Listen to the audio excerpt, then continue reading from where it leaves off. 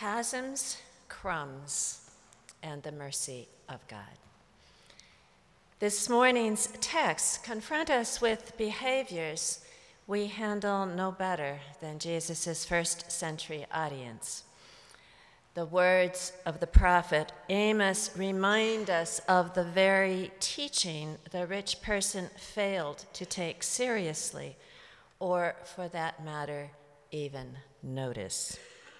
Alas, for those who lounge on their couches, drink great quantities of wine, eat meat, sing idle songs. Before we even hear Jesus' parable, we have a pretty good idea about what is coming. We already feel the contrast between our self-indulgence and our corresponding indifference to the sufferings of others. The Hebrew Scriptures are clear about our obligations to embody and express the merciful, life-giving, and liberating actions of God, who consistently hears the cry of the poor. In case our command of Torah is weak, our responsorial psalm reminds us of the merciful character of God, even before we hear the gospel. The psalm blesses and praises God for just behavior. God executes justice for the oppressed, gives food to the hungry, sets the prisoners free, opens the eyes of the blind, lifts up those who are bound down, loves the good, watches over strangers, and upholds the orphan and the widow. This is the compassionate God we praise and in whom we place our trust. Earlier in Luke's gospel, we already saw that Jesus embodies these same characteristics of God. We are told, reading the scroll of Isaiah in his hometown synagogue, he found the place where it is written, "The Spirit of the Lord is upon me, because he has anointed me to bring good news to the poor. He has sent me to proclaim release to the captives and recovery of sight to the blind, to let the oppressed go free." We, his followers, are called to perform the same merciful actions. Jesus' parable, on the other hand, draws us into a drama that presents us with questions and behaviors we would prefer to ignore. What part of the story do you and I resist? A chasm that can't be crossed? The frustrated sense of entitlement the rich man exhibits, demanding that Lazarus relieve his thirst? Or the disturbing insistence on the lack of a second chance for the rich man and for his family? Doesn't our God remain merciful into the next life? In our self-centered self-indulgence, do we assume there must always be yet another chance to get it right, when we've done precious little to discover what that might be all along?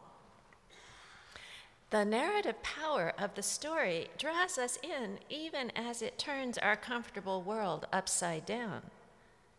The rich person in this story is a stock character. The rich person actually has no name. We've been so disturbed by this, we give him a name. We call him Dives, which is just the Latin word for rich man. In the Greek, the gender-inclusive anthropos identifies him simply as a rich person. And I need to remind us the rich person can also be a rich woman.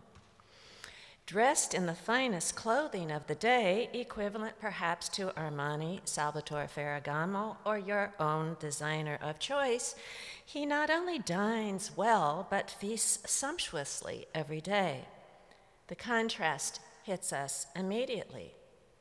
Lazarus is a poor person, but unlike the masses of our nameless poor who remain invisible to us both inside and outside our gates, this man is dignified by a name. He is covered with open sores rather than with fine fabrics. He is hungry and longs for crumbs that fall from the rich person's table, that even the dogs get to eat. Even worse, the dogs lick his open sores, an image that is pretty repulsive to us, to say nothing about the potential for infection. Today, we know the rich and famous by name. They enjoy comfort and pleasure, while the Lazaruses suffer extreme hunger, invisibility, and neglect. When death comes for both of them, however, their fortunes are reversed. Angels carry Lazarus to heaven, where Abraham welcomes him with a warm embrace. God keeps God's promise to the poor and the oppressed. The rich person is not so fortunate. He has been cast down, while Lazarus has been raised up. Not yet able to reflect on his own behavior or choices in life, he pleads with Abraham to send Lazarus to relieve his thirst. He really hasn't gotten it yet. In the story, once the rich person needs something, he suddenly knows exactly who the poor man is, calling him by name.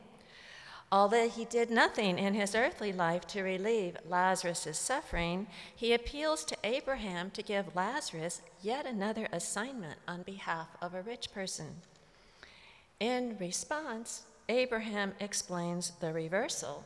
While the rich person enjoyed comfort in his earthly life, Lazarus suffered. Here in the afterlife, it is only fitting that their fates are reversed. Not only that, but there is a condition none of us quite wants to admit into consciousness. A great chasm separates them. What once was a permeable boundary has become a permanent barrier that cannot be crossed from either side. It is only when he's confronted with this unexpected impasse, fixing him in his misery, that the rich person shows any concern for anyone beyond himself. From his still unconverted point of view, Lazarus is a servant whom Abraham should send to the rich man's brothers to warn them of their perilous situation. Even in paradise, the fortunate poor person's role is to serve the rich. The rich man hopes that his brothers might listen to the ghostly Lazarus warning them from beyond the grave. But Abraham refuses and insists that Moses and the prophets have already been quite clear about what is required. Even though the rich man is in his chastened conditions, thinks his relatives might listen to one who returns to them from the dead, Abraham is adamant. Not only will they not listen to one returned from the dead, they will not even be convinced should one have been risen from the dead. I don't know about you, but that final allusion captures our attention because it can only apply to us. We do have the experience of one who has not only returned from the dead, but risen from the dead. And we have great difficulty taking to heart our responsibilities to those in our community and beyond who suffer now. People who are poor, oppressed, and suffering continue to remain invisible to the comfortable rich. We are perhaps tidier about the way we maintain the chasm between rich and poor than first century Palestine. If we reflect on our own situation of privilege, I am struck by the invisibility of persons who are poor as we consign the impoverished to neighborhoods we never visit. The chasm that confronts the rich person in the afterlife, he first created in this one. We translate, I think today, chasms into walls. The miles upon miles of concrete and barbed wire fencing we are busy building along our border with Mexico to keep our poor neighbors out of our neighborhoods. Building walls is more attractive to us than addressing the hunger and poverty at the root of this migration. I think of the wall built between Palestine and Israel, confining the poor, less deserving Palestinians to perpetual need and poverty, by depriving them of their ability to work and farm beyond their own neighborhoods.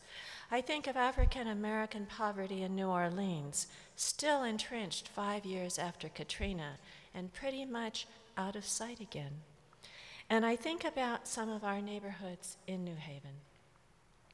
At St. Thomas More Chapel one morning, just as school was starting, a student's mom told me she was advised not to drive down Dixwell Avenue,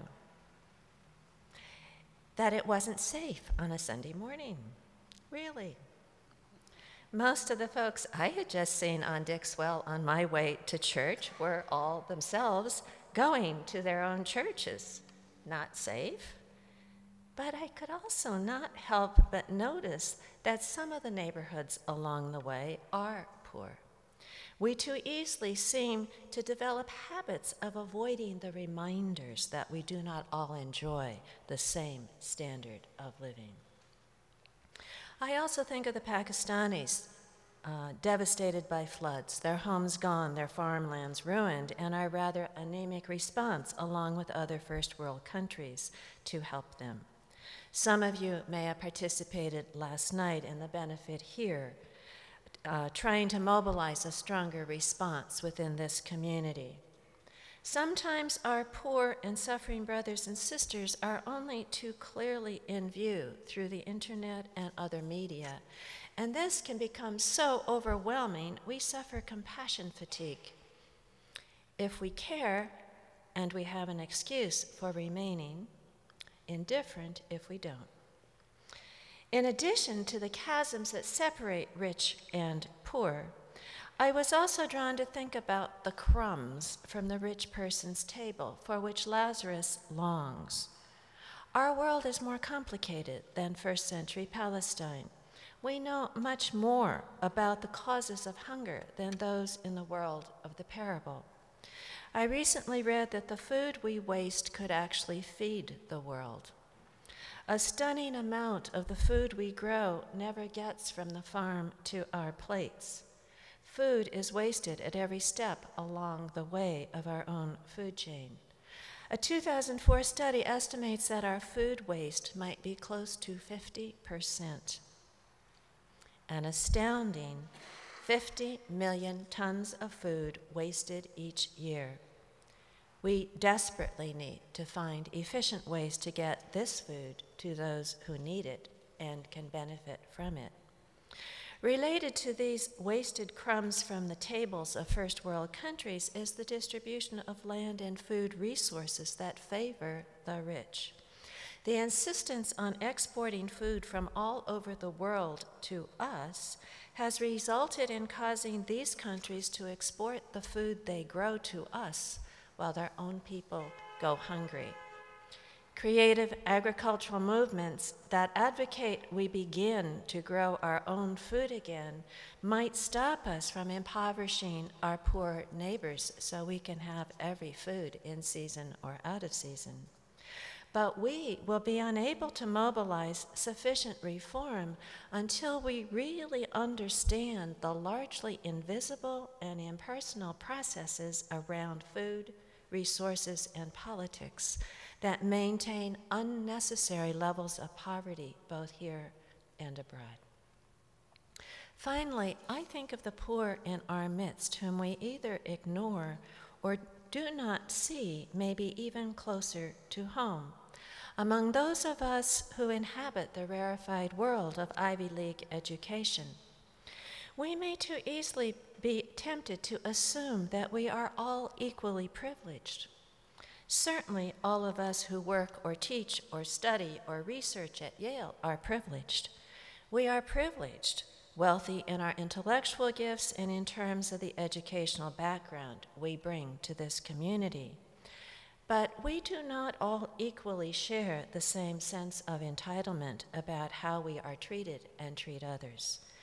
Because of the generous levels of financial aid, there are enormous class and cultural differences among us that often remain quite invisible. Who are the Lazaruses among us?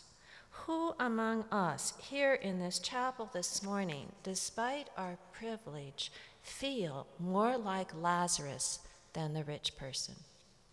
Who among us is anxious about how well we're doing academically? Who among us is feeling alone and displaced without the support of our families and previous circle of friends and community? Who among us longs for the crumbs of acknowledgement of being seen and responded to simply because each one of us is God's beloved, and we are called to create a rich and supportive community for one another? Who among us is struggling to look right, to fit in, to be accepted, whether or not we can afford it? How many among us not only are studying, but also working long hours to manage our expenses? Are we willing to cross this invisible chasm among us now? Or do we carefully ignore the subtle signs of such suffering? As we allow the gospel to question our assumptions, our sense of entitlement, and our unresponsiveness to the Lazaruses in our midst, does not the gospel also reassure us that today we have the possibility of responding to those who suffer in our midst? Today we still have the possibility of bridging one of the chasms that separates us. Today, we can share our food with one another even as we work toward long-term solutions. Today, we can visit another neighborhood. Today, we can recommit ourselves to the mercy and compassion to which Jesus calls us. Because we live today, God meets us here, both comforting us and inviting us to open our hearts to one another. Today, we can open our hearts both to the Lazaruses in our midst and outside our walls, and to the privileged among us who have yet to heed the law and the prophets. Today, we can open ourselves to the full demands of discipleship to which Jesus calls us. Today, we can live into a radical gratitude for your boundless generosity, God. And we address you in the words of Walter Brueggemann. You give your word to call the world into being. You give your sovereign rule to emancipate the slaves and the oppressed. You give your commanding fidelity to form your own people. You give your life for the life of the world, broken bread that feeds, poured out wine that binds and heals. You give, we receive, and we are thankful.